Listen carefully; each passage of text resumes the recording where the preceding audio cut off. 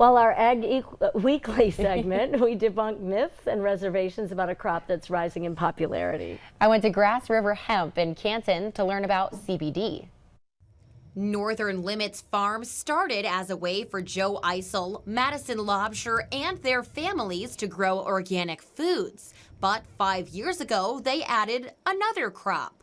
We were trying to find CBD sources that were what they said they were, and we had a hard time at it, so we decided to do it ourselves. CBD, or cannabidiol, is not marijuana. It comes from the hemp plant, but does not have the psychoactive ingredients that many associate with cannabis. It helps reduce overall pain and inflammation. It's great for stress and anxiety. It's an amazing sleep aid. Using products like CBD oils or salves can ease pain or rashes and will not get you high.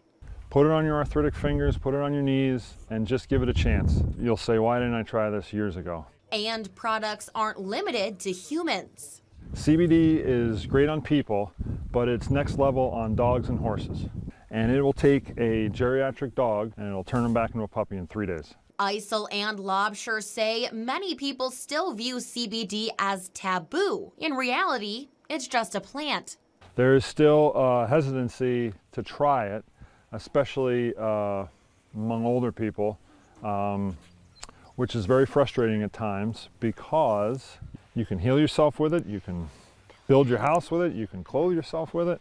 It's the true plant of independence. At Grass River Hemp, as the plants get bigger, the hope is that the stigma gets smaller.